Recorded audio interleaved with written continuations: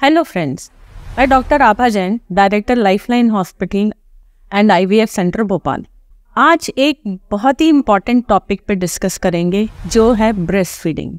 Breast feeding जो कि एक बड़ी नेचुरल प्रोसेस है, पर आजकल देखा गया है कि नए बच्चे, नई लड़कियां इसको एक बहुत बड़ा काम समझती हैं और सोचती है कि ये किसी को सिखाना पड़ेगा, उनको सीखना पड़ेगा, बच्चे को सिखाना पड़ेगा और एक बड़ा ही कॉम्प्लिकेटेड और एक टायरसम जॉब है। ऐसा नहीं है। ये सदियों से, जब से इंसान ये जानवर बना है, ब्रेस्ट फीडिंग एक बड़ी नेचुरल प्रोसेस है। ब्रेस्ट फीडिंग इसीलिए भी इम्पॉर्टेंट है कि जो पहले 5 दिन का दूध होता है, जिसको कि लिक्विड गोल्ड बोलते हैं, ये लिक्विड गोल्ड बच्चे के लिए बहुत ही ज़रूरी है, क्योंकि इसमें सारे न्यूट्रिशन रहते हैं, सारे मिनरल्स, विटामिन्स और एंटीबॉडीज़ रहते हैं। एंटीबॉडीज़ जो कि बच्चे को बहुत सारे इन्फेक्शन से उस समय वो उसके पूरे इन्फेंसी में और आगे भी प्रोटेक्ट करते हैं, जैसे कि पेट के इन्फेक्शंस, निमोनिया और कुछ अलग इन्फेक्शंस। तो इसीलिए ये गोल्ड जो है, ये सच में गोल्ड है। इसको बच्चे को पिलाना बहुत ही ज़रूरी है। आज हमारे साथ डॉक्टर अंशु नारायण हैं, जो कि एक सीनियर रेनाउंड पीडियाट्रिशियन हैं और लाइफलाइन हॉस्पिटल में हमारे साथ बरसों से अटैच्ड हैं, जो कि बहुत इंटरेस्टेड रहती है कि जब पेशेंट हॉस्पिटल से डिस्चार्ज हो तो माँ पूरी तरीके से बच्चे को ब्रेस्ट फीड करने के लिए तैयार हो और बच्चा भी सीख जाए। वो अपनी तरफ से पूरी मेहनत करती हैं। कुछ जो सीखना चाहते हैं वो सीख जाते हैं और जो कुछ अवॉइड करना चाहते हैं उनको तो नहीं सिखा सकते। तो मैं डॉक्टर अंशु नारायण से कुछ प्रश्न करना चाहती हूँ ब्रेस्ट फीडिंग के बारे में।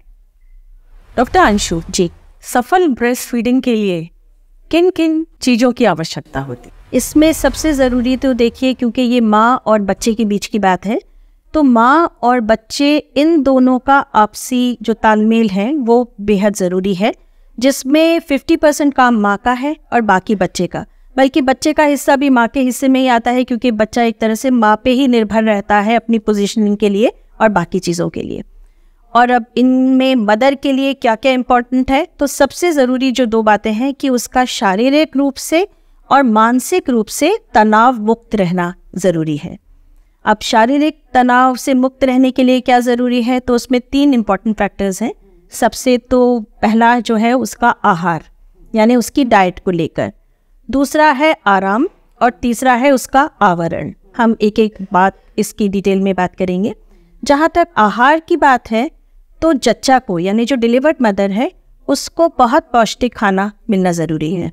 और पौष्टिक खाने से ये मतलब कि जो वो खाती आई है, जो उसका फैमिली फूड है, जो वो उसको पसंद है, उसमें किसी भी चीज़ का कोई भी परहेज़ नहीं है। ये आपने भी देखा होगा कि डिलीवरी के बाद में बहुत सारी चीज़ों पे पाबंदियाँ लगा दी जाती हैं।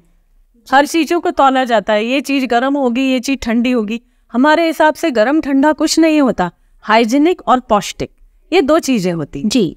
फलों में भी और सब्जियों में भी, बहुत सारी चीज़ों में। और कुछ का वास्ता ये दिया जाता है कि माँ खा लेगी तो माँ को तकलीफ हो जाएगी, बच्चे को लूज मोशन। जी। या कुछ चीज़ों के कहते हैं कि बच्चे के लिए है, और कुछ चीज़ों का उसको ज़बरदस्ती खिलाया जाता है जो उसे पसंद नहीं होती, भले ही वो पौष्टिक चीज़ें क्यों ना हो, ये कह के कि इससे ब्रेस्ट फीडिंग इंप्रूव होगी।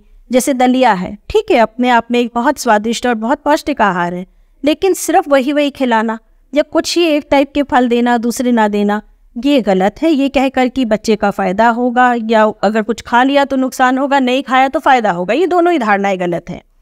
और इसी तरह से पीने के पानी को भी लेकर बहुत सारी धारणाएं होती हैं कि उसको सादा पानी नहीं दिया जाता, बहुत सारी जड़ी बूटियाँ, सौंफ और इस तरह की चीज़ों का पानी दिया जाता है, जो पीने में उसके लिए मुश्किल होता है, वो ज़्यादा नहीं पी पाती। जबकि आपने भी देखा है कि डिलीवरी के बाद बहुत सारा पानी उसके शरीर का जो है वो बच्चे के लिए दूध के ज़रिए जाता है, तो उसका वेल हाइड्रेटेड रहना ये बहुत ज़रूरी है। तो डाइट, बहुत अच्छा खाना जो उसकी पसंद का है, बिना किसी परहेज़ का, पर्याप्त मात्रा में सारे फल, सारी सब्जियां, अच्छी मात्रा में लिक्विड्स, और उसमें कोई ज़रूरी नहीं है पानी, सभी तरह के तरल पदार्थ जिसमें जूस, नारियल पानी, ये सब इंक्लूडेड है। और शरीर के तनाव मुक्त रहने के लिए दूसरी चीज़ है उसको आराम मिलना। और आराम भी उसको, क्योंकि ये देखा गया है कि बच्चे का साइकिल रात के ही जगने का होता है, वो उसका पैटर्न, हम लोग इसे कहते हैं नॉक्टर्नल पैटर्न। यानी बच्चा अगर स्वस्थ है तो वो रात को 10 बजे से सुबह 6-7 बजे तक जगता है। उसकी वजह है कि प्रोलैक्टिन, जिस हार्मोन से दूध बनता है, वो उस समय एक्टिव होता है। तो बच्चे के पैटर्न को तो हम चेंज नहीं कर सकते। तो जब दिन को माँ को मिले तो उसको एक शांतिपूर्ण वातावरण मिले जिसमें वो रेस्ट कर सके, कि जब बच्चे को फीड कराने का टाइम आए तो उस समय वो उसकी बॉडी रिलैक्स्ड हो और वो तनाव मुक्त हो। उस समय देखा गया है कि बहुत सारे अटेंडेंट्स आ जाते हैं जो उसको घेर कर बैठ जाते हैं। यहाँ तक आजकल तो ससुर जी भी, जेठ जी भी और बहुत सारे विजिटर्स वगैरह आते हैं और वहीं बैठे रहते हैं। जो समय जब बच्चे को दूध पिलाने का रहता है, उस समय जब इतने अटेंडेंट रहेंगे तो क्या माँ सही पोजीशन लेके दूध पिला पाए? बिल्कुल नहीं, ये तो उसके लिए बहुत असहज हो जाता है। उसकी हर लेडी की अपनी एक मॉडेस्टी रहती है जिसमें वो बहुत खुल के नहीं बैठ पाती, ना वो पोजीशन दे पाती है, और प्लस उसके शरीर को आराम भी नहीं मिलता। तो वो जो फीडिंग का टाइम है, जो माँ और बच्चे के बीच की बॉन्डिंग का टाइम है, उसमें बाकी लोगों का आवक जावक इतनी रहती है कि माँ का शरीर थकता है। फिर रात को जब बच्चा फीड डिमांड करता है तो माँ थकी रहती है, तो फिर उसको लगता है कि भाई कोई और बच्चा संभाल ले और ये ऊपर का फीड। जी बिल्कुल, और आराम जैसे बात हुई वो मिलना ज़रूरी है। दूसरी बात जो है उसका आवरण भी आपने देखा होगा कि डिलीवरी के बाद यदि मौसम अनुकूल ना भी हो तो उसका पहनावा कुछ इस तरह से कर दिया जाता है कि माँ बहुत अनकंफर्टेबल होती है। गर्मी के मौसम में भी ये देखने को आया होगा, आपने भी महसूस किया होगा कि गर्म कपड़े पहना दिए जाते हैं कि स्वेटर पहन लीजिए, मौजे हैं, कान में रुई है, सिर पे टोपा, कि बच्चे को ठंड ना लग जाए, या अगर माँ को ठंड लगी तो बच्चे के लिए नुकसानदायक। जब माँ के कान से हवा ना जाए तो सारी खिड़कियां बंद कर दी जाती हैं, पंखे बंद कर दिए जाते हैं। माँ और बच्चे के लिए वो टेम्परेचर असहनीय और असहज हो जाता है। बिल्कुल। और दूसरी तरफ ये भी देखने को आया है कि कुछ कुछ नए टाइप के कपड़ों का चलन आया है जो उसको पहना देते हैं कि फीडिंग के लिए कंफर्टेबल होंगे। वो सब जो है वो भी उसके लिए जरूरी नहीं होते। जैसे कि फीडिंग ब्रा जिसमें छोटा सा छेद होता है, फीडिंग गाउन जिसमें छोटी सी जिप लगी होती है, उसमें कैसे माँ फीड करा? बिल्कुल मैचिंग ही नहीं हो पाती। और जो स्किन टू स्किन कांटेक्ट जो कि बच्चे और माँ के बीच में बहुत जरूरी है, वो कांटेक्ट बिल्कुल नहीं हो पाता। बच्चे के आवरण भी ऐसा होता है कि बच्चे को इस तरह की टोपी वगैरह पहना देते हैं, या आजकल नए कपड़े आते हैं ऊपर से नीचे तक जिप है, और उसको ऐसे पैक करके माँ से दूर रख दिया जाता है। तो जैसे आपने बोला वो स्किन टू स्किन कांटेक्ट हो ही नहीं पाता, एक वो भावात्मक जुड़ाव जो होना चाहिए वो नहीं हो पाता, और बच्चा भी अनकंफर्टेबल फील करता है। तो ये आवरण, आराम, आहार, ये तीनों चीज़ें जो हैं उसके लिए बहुत ज़रूरी हैं। अगर ये सही हो तो फिर बच्चे के लिए कोई वजह नहीं है कि ब्रेस्ट फीडिंग सक्सेसफुल ना हो। डॉक्टर अंशु, अब ये बताइए कि ये जो ब्रेस्ट फीडिंग में कहाँ कहाँ बाधाएं आती हैं और उनको कैसे दूर करा जा सकता? जी, इसमें 2 बाधाएं हम लोग अपने राउंड्स पे या जब मदर्स के साथ कांटेक्ट करते हैं। एक तो उनकी पोजीशन प्रॉपर नहीं होती। बैठने का पोजीशन अगर माँ की आरामदायक नहीं हो, वो किसी असहज पोजीशन में बैठी हो, तो उसके लिए बहुत देर तक बच्चे को पकड़ के रखना और फीड कराना फिर वो मुश्किल होने लगता है, वो जल्दी से काम लगता है, फिर वो छुटकारा पाना चाहती है उससे। और क्योंकि पहली डिलीवरी जब किसी की हुई होती है, उसके मन के नेचुरल डर रहते हैं कि वो बच्चे को उठाएगी तो उसकी नाक दब जाएगी, उसका हाथ ना दब जाए। बच्चा बिल्कुल नर्मो नाजुक होता है तो वो थोड़ा सा, पर वो इतनी बड़ी पोजीशन नहीं प्रॉब्लम करती क्योंकि अस्पतालों में ही डिलीवरीज होती हैं। तो नर्सिंग स्टाफ की मदद से या डॉक्टर के मशवरे के हिसाब से आप बहुत जल्दी अपनी पोजीशन, भले ही आपका ऑपरेशन से बच्चा क्यों ना हुआ, दूसरे तीसरे दिन से आप आराम से उठ के बैठ के फीड करा सकते हैं। और शुरू के 2 दिन जैसा आपने बोला कि जब उसको कोलेस्ट्रॉल मिलना जरूरी है, तो भी नर्सिंग स्टाफ की मदद से थोड़ा सा सीख के लाइंग डाउन यानी लेटे हुए पोजीशन में भी आप फीड करा सकते हैं, वो बाधक नहीं होता। और दूसरा जो बहुत बड़ा डिटरेंट जो हम देखते हैं कि मदर सक्सेसफुल नहीं होती, कि वो पहले से ही अपने अंदर बहुत सारी धारणाएं लेके चलती है और उसको ये विश्वास ही नहीं होता कि मेरा दूध जल्दी आएगा और बच्चे के लिए पर्याप्त होगा। तो वहाँ फिर मुश्किल होता है। उसके मन में विश्वास होना ज़रूरी है कि ये बायोलॉजिकल प्रोसेस है, और वो बायोलॉजिकल फेलियर यानी प्राकृतिक रूप से स्तनपान ना हो या दूध ना आए, ऐसी अवस्था होती नहीं है। तो अगर वो अपने पे विश्वास रखे तो कोई वजह नहीं है कि वो फीडिंग ना करा पाए, और वो चाहे कि मुझको फीडिंग करानी ही है। आजकल देखा गया है कि वर्किंग फीमेल्स होती हैं, उनको लगता है कि भाई अभी मैं बच्चे को फीड कराना सिखाऊंगी, जब बच्चा फीड करना सीख जाए मेरे ऑफिस जाने का टाइम आ जाएगा, फिर मैं उसको कैसे छुड़वाऊंगी।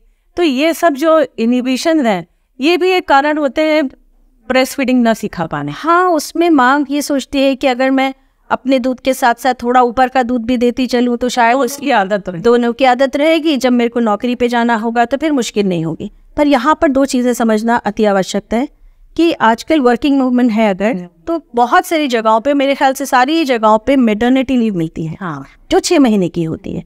अगर उसका पहले उसमें से कुछ अवधि नहीं निकली हो तो 6 महीने की अवधि ब्रेस्ट फीडिंग, जो एक्सक्लूसिव ब्रेस्ट फीडिंग जिसमें सिर्फ और सिर्फ माँ का दूध देना है, उसके लिए पर्याप्त होती है। तो उस समय तो उसको ये विकल्प सोचना नहीं चाहिए कि मैं जाऊंगी तो क्या होगा। और फिर जब वो अपनी ड्यूटी ज्वाइन करती है तो उसमें भी अपना ही दूध निकाल कर, हाँ, जिसे हम लोग एक्सप्रेस्ड ब्रेस्ट मिल्क बोलते हैं, उसको निकाल के स्टील के कंटेनर में, कांच या प्लास्टिक में नहीं, वो कंटेनर्स में आप रख सकते हैं। और अगर आप रूम टेम्परेचर पे उसको रख के जाते हैं तो आप, डिपेंडिंग अपॉन कि आपकी ड्यूटी की टाइमिंग्स क्या है, 8 घंटे रूम टेम्परेचर पे, फ्रिज में आप रखें तो 24 घंटे, हाँ, और अगर फ्रीजर की सुविधा है तो आप 3-3 महीने तक ब्रेस्ट मिल्क यूज कर सकते हैं। तो और फिर जब 6 महीने का होता है बच्चा, तो 6 महीने पे जब वो ड्यूटी ज्वाइन करे तो फिर वो अतिरिक्त आहार भी लेने लगता है, हाँ, तो डिपेंडेंस माँ के ऊपर वैसे ही थोड़ी कम हो जाती है। तो ये दलील कहीं ठीक नहीं है, बल्कि वो 6 महीने तो उसको कैपिटलाइज करके टोटल ब्रेस्ट फीडिंग पे रखना चाहिए।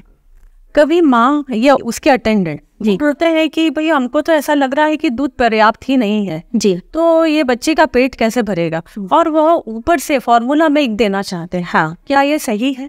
ये तो बिल्कुल सही नहीं है, क्योंकि जैसे अभी अपन ने बात करी कि प्राकृतिक फेलियर तो होता नहीं, और जितना माँ पिलाएगी दूध उतना बनता है, क्योंकि उसकी सिक्रीशन सिर्फ और सिर्फ बच्चे के खींचने पर निर्भर करती है।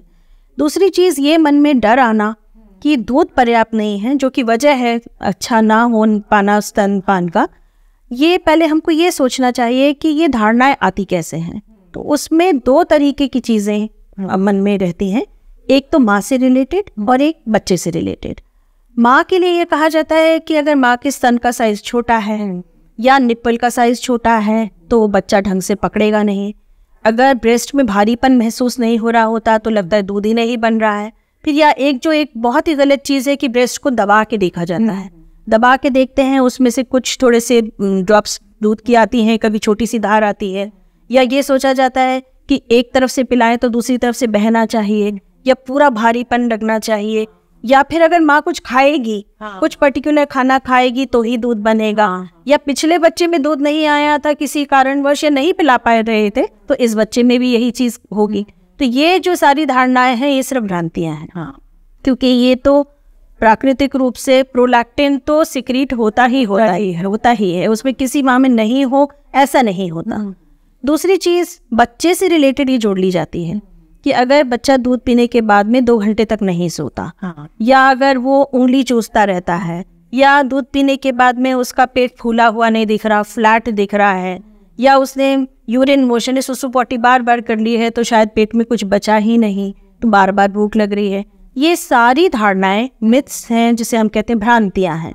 तो अगर इनमें से कोई पॉइंट को हम आधार बनाए ये सोचने के लिए कि माँ का दूध नहीं आ रहा, पड़ रहा है, हाँ कम पड़ रहा है, ये कम है, तो ये गलत है। तो फिर अब दूसरा सवाल इससे जुड़ा हुआ आता है कि फिर मन में माँ को तो ये डर है ही, तो वो कैसे अपने पे विश्वास करे, क्योंकि वो तो रोता ही रहता है। हाँ, हाँ, कभी कभी ये देखते हैं कि जैसे माँ और 1-2 लोग और लगे हुए हैं जो कि बच्चे का सिर पकड़े हुए हैं और बच्चे को मदर के ब्रेस्ट पे लगा के रखा हुआ है कि ये तो सक ही नहीं कर रहा है, ये तो पी नहीं पा रहा है, माँ पिला ही नहीं पा रही है, तो ये क्या सही पोजीशन है? नहीं, मुझे ये लगता है कि जो बाकी साथ में अटेंडेंट्स हैं, परिवार के लोग हैं जो माँ की हेल्प के लिए आए हैं, तो उनका हेल्प एक तरफ से पैसिव हेल्प होनी चाहिए कि माँ को सीखने दे, आप उसमें सहायक जरूर बने, लेकिन पूरा आप काम करके मत दीजिए। हाँ, क्योंकि माँ और बच्चे के बीच की जो पोजीशन बनती है वो माँ और बच्चे को ही समझनी है। ये बात है, दोनों को लिए कंफर्टेबल होना चाहिए। और उस पे नर्सिंग स्टाफ की गाइडेंस लेके, डॉक्टर से पूछ के एक बार माँ सीख जाए तो उसको इंडिपेंडेंटली काम करने देना चाहिए। वरना माँ को हमेशा लगता है कि मुझे फीडिंग कराने के लिए 3 लोग चाहिए, हाँ, तो ये बड़ा गलत फिर उसको लगता है, काम लगने लगता है, जो कि एक नेचुरल और बड़ी सेटिस्फाइंग चीज है ब्रेस्ट फीडिंग, वो उसको लगने लगता है अरे बाप रे ये तो बहुत बड़ा काम है, ये तो मेरे लिए पॉसिबल नहीं है, मैं अकेले नहीं कर सकती। ये भी उसके मन में आता है कि मेरे को 2 लोग चाहिए, हाँ, एक सिर पकड़ेगा एक पैर पकड़ेगा, हाँ, तब जाके फीडिंग हो पाएगी।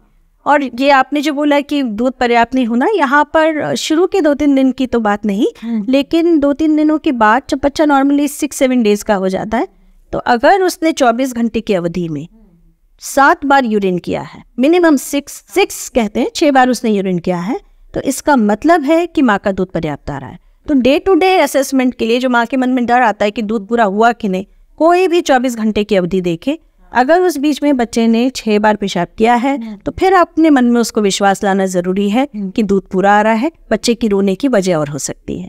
अब ये माँ कहेगी कि रोने की वजह और क्या, तो उसमें 2-3 चीजें कि हमें ये समझना है कि बच्चे का रोना हमेशा भूख का इशारा नहीं होता।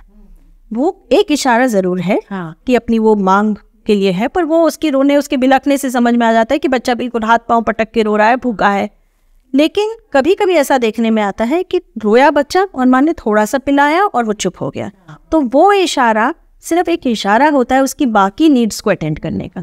जैसे अगर वो गीला है, उसने कुछ यूरिन कर लिया, हाँ, या उसको कुछ चीज़ गड़ रही है, या उसके कपड़े अनकंफर्टेबल हैं, ज़्यादा ठंड लग रही है, गर्मी लग रही है, तो उसके पास एक ही एक्सपेरिमेंट है और ये वाली सारी नीड्स तो उसके अटेंडेंट अटेंड कर देते हैं, पर उसके लिए सबसे महफूज, सबसे सुरक्षित स्थान उसकी माँ के पास है। तो जब वो अपनी माँ के पास जाता है तो और ब्रेस्ट पे लगता है, क्योंकि सारी नीड्स बाकी लोग पूरी कर सकते हैं, ब्रेस्ट फीडिंग सिर्फ माँ करा सकती है। तो वो सुरक्षित स्थान पे पहुंच गया है, वो कैसे इंश्योर करेगा? जब माँ की ब्रेस्ट पे आएगा तो माँ की ब्रेस्ट पे थोड़ा सा सक करेगा, फिर वो सो जाएगा। तो लोगों को ये धारणा बनती है तो जरा सा रोया, हर बार उठा के दूध पिलाना पड़ता है, पर वो इशारा भूख का नहीं होता। तो धीरे धीरे माँओं को समझ में आने लगता है कि भूख का इशारा है, अब ये गोदी में आना चाह रहा है, अब ये कंधे पिलाना चाह रहा है। वो जुड़ेगी तब जब माँ बच्चे को हैंडल करेगी, स्किन टू स्किन कॉन्टैक्ट होगा, बात करेगी, तो ये सब चीज़ें स्वाभाविक रूप से अपने आप होती चली जाती हैं। ये जो अब माएँ कंप्लेन करती हैं कि बच्चा दूध पीते पीते सो जाता है और फिर उसको वो उठा के अलग कर देती है और फिर थोड़ी देर में फिर रोने लगता है, तो फिर वो ब्रेस्ट से लगाती है, तो बोले हमारा बच्चा तो दूध पीने में पीना सीख नहीं पा रहा है, हम सिखा नहीं पा रहे। तो ऐसा करना चाहिए क्या? बच्चा थकता नहीं है क्या दूध पीते पीते? बच्चा अगर सच में भूख की वजह से रोया है तो वो थकेगा नहीं, पर उसकी एक नेचुरल प्रोसेस है जो समझनी जरूरी है कि वो 5-6 बार सक करेगा और उसके बाद में थोड़ा सा रुकेगा, कुछ सेकंड के लिए, 1-आध मिनट का वो पॉज होता है। उस बीच में जो उसमें मुंह में लिया रहता है उसको वो स्वॉलो करता है, कुटकता है और थोड़ा सुस्ताता है, थोड़ा ब्रीथ करता है और रीस्टार्ट करता है। इस बीच में बच्चे की आंखें अक्सर बंद रहती है, तो जब वो रुकता है, आंखें बंद किए हुए रुकता है, तो माँ को लगता है ये तो सो गया, जबकि वो सोया नहीं रहता। अगर आप धैर्य सो रहा, हाँ, और धैर्य से बैठ के अगर आप थोड़ा टाइम दें तो वो धीरे से फिर से शुरू करेगा। उस बीच में बच्चे को छेड़ना नहीं चाहिए। हम उसकी कभी पाँव पे टिक कर देते हैं, कभी कान के पास में, हाँ, तो वो गलत है, उससे बच्चा डिस्टर्ब होके पोजीशन गड़बड़ा लेता है अपना। तो अगर सहज तरीके से पकड़े तो हो जाता है। बर्पिंग क्यों इम्पोर्टेंट है? डकार दिलाना क्यों इम्पोर्टेंट? हाँ, वो इसलिए क्योंकि बच्चा पीते पीते कभी कभी एयर भी स्वॉलो करता है, जिसे हम लोग एरोफेजी बोलते हैं। अगर ये एयर बहुत देर तक बच्चे को के पेट में रहे तो उसके लिए थोड़ा सा, उसको जैसे होता है रिगर्जिटेशन, दूध पलट के आना, तो दूध तो पलट के भी आता है और साथ में गैस भी निकलती है, उससे बच्चा इरिटेट होता है। तो जब आप दूध पिलाने के बाद में कंधे पे उसको लेते हैं कम से कम 10-15 मिनट, तो वो नेचुरल प्रोसेस से गैस निकल जाती है और बच्चा कंफर्टेबल फील करता है। क्रैक निपल्स के क्या कारण है? हाँ, ये आपने एक बहुत अच्छा पॉइंट पूछा है, क्योंकि क्रैक निपल भी एक ऐसी अवस्था है, वो एक जेन्युइन अवस्था है जिसमें माँ वाकई पेन कराने में, मतलब फीड कराने में बहुत पेनफुल कंडीशन। जी, तो उसकी सबसे बड़ी इम्पॉर्टेंट जो रीज़न है, बल्कि दी ओनली रीज़न, जो ही अकलौता रीज़न है कि पोजीशन ठीक नहीं होती। और वो पोजीशन की जो हम बार बार बात कर रहे हैं, उसमें निप्पल के आसपास जो गहरे काला एरिया जो है, हाँ, वो पूरा का पूरा बच्चे के मुंह में जाना चाहिए, क्योंकि अगर वो पूरा अच्छे से मुंह में लेगा तो फिर वो निप्पल क्रैक नहीं होंगे। और अगर पोजीशन में गड़बड़ाई और बच्चे ने सिर्फ निप्पल पकड़ा तो निप्पल का जो कोना रहता है वो इतना सेंसिटिव रहता है कि माँ को उसमें बहुत दर्द होता है और बच्चे को दूध भी नहीं मिलता। तो दोनों के लिए ही बड़ी मुश्किल सिचुएशन होती। लेकिन क्रैक निप्पल्स को करेक्ट किया जा सकता है, मतलब उसमें डर के फीडिंग छोड़ना नहीं है, वो आप दवाई एप्लीकेशन से, या उसके तरीके होते हैं, छोटे छोटे तरीके, चेंज ऑफ पोजीशन करिए। हाँ, पोजीशन तो इम्पोर्टेंट है ही, और अपने ही मिल्क को निकाल के अगर आप थोड़ा सा उस पर लगा लें, उसमें भी हीलिंग प्रॉपर्टीज होती हैं। ब्रेस्ट मिल्क को ही निकाल के थोड़ा सा स्क्वीज करके लगा ले तो हीलिंग प्रॉपर्टीज से वो निपल्स 2-3 दिन में रिजॉल्व हो जाते हैं।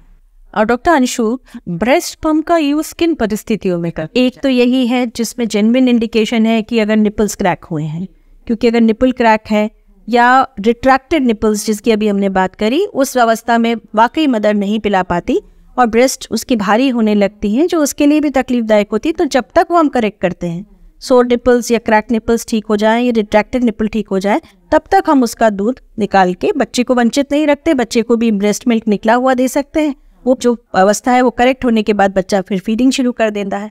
दूसरा, अगर आपका बच्चा बहुत प्री टर्म है या कम वेट का है जिसमें खींचने की ताकत नहीं है, तो उसमें आप निकाल के आप चम्मच कटोरी से या पलाड़ी जो होती है उससे बच्चे को फीड करा सकते हैं।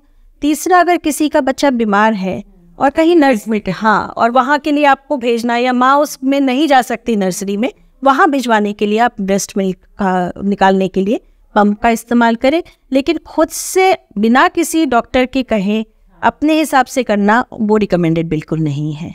ऊपर का दूध फॉर्मूला मिल्क जी, ये देने की कब जरूरत पड़ती है? फॉर्मूला मिल्क देने की वैसे तो आवश्यकता पड़नी नहीं चाहिए, क्योंकि अगर आपने ब्रेस्ट फीडिंग आप वाकई करना चाहते हैं और आप पूरी तरह से उसके लिए प्रिपेयर्ड हैं, तो यहाँ तक भी देखा गया है कि ट्विंस को भी लोग ब्रेस्ट फीडिंग सक्सेसफुली करा लेते हैं। तो फॉर्मूला मिल्क बच्चे के लिए नहीं है, क्योंकि हमें ये याद रखना है कि जिस प्रजाति का वो ऑफस्प्रिंग है उस प्रजाति के लिए उसका दूध बना है। Human babies human milk digest करने के लिए तैयार हुए, उनके इंटेस्टाइन्स उस लिए हैं।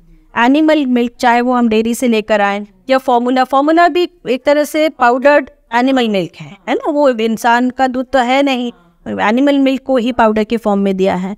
तो इसमें ग्रोथ के फैक्टर्स अच्छे नहीं होते और मेंटल ग्रोथ के फैक्टर्स तो बहुत ही कम होते हैं। तो उस बारे में नहीं सोच के ब्रेस्ट फीडिंग कैसे हम अच्छे कर सकते हैं उस बारे में बात करें और उसी तरफ अपना ध्यान लगाएं धैर्य से, पेशेंस के साथ। और बड़ी सुखद अनुभूति होती है जी, सुखद अनुभूति है, उसको एक बहुत बड़ा टेंशन वाली चीज़ ना करके सहज भाव से उसमें करें। तो ब्रेस्ट फीडिंग पे ही ध्यान रखें, फॉर्मूला के बारे में सोचना गलत है। Thank you doctor Anshu. Nutshell ये है कि ब्रेस्ट फीड सब मदर्स को करना चाहिए। उसकी प्रिपरेशन, उनको मेंटल प्रिपरेशन पहले से ही, मतलब ड्यूरिंग प्रेगनेंसी ही करना चाहिए कि मैं जब बच्चा होगा तो मैं उसको ब्रेस्ट फीड जरूर करूँगी। थोड़ी तकलीफ तो ज़रूर होगी, थोड़ा ये बड़ा काम जैसा लगेगा, पर ये काम नहीं है, ये तो नेचुरल प्रोसेस है। अगर आप चाहेंगे, बच्चे को सही पोजीशन देंगे, आपके मन में ये शक्ति होगी कि भाई मेरे को तो कुछ भी हो मैं ब्रेस्ट फीड पर रखूँगी, जरूर होगा और क्यों नहीं होगा। और इसके साथ रिलेटेड जो भ्रांतियाँ हैं या पोजीशन के लिए जो गाइडेंस है, ये आप अपने घर के बड़ों से ले सकते हैं, आप अपने डॉक्टर से ले सकते हैं। और अगर आपको लगता है कि बच्चा दूध नहीं पी पा रहा है या फिर ब्रेस्ट मिल्क आपको ऐसी भ्रांति है कि सफिशिएंट नहीं होता है, तो भी आप अपने डॉक्टर से मिलिए। आपका बच्चा डल हो रहा है, आपका बच्चा बार बार वॉमिटिंग कर रहा है, या आपको लगता है कि ये डिहाइड्रेट हो रहा है, मतलब उसको पानी की कमी हो रही है, ऐसे में भी अपने डॉक्टर से मिलिए। हो सकता है आप ढंग से ब्रेस्ट फीड नहीं करा पा रहे हो, जिसके कारण उसको डिहाइड्रेशन और न्यूट्रिशन की कमी हो रही है। तो आप मन में विचार कर लीजिए, मन में आप प्रण कर लीजिए कि ब्रेस्ट फीड मैं ज़रूर करूँगी, क्योंकि ये बच्चे के लिए और आपके लिए, दोनों के लिए बहुत ज़रूरी है।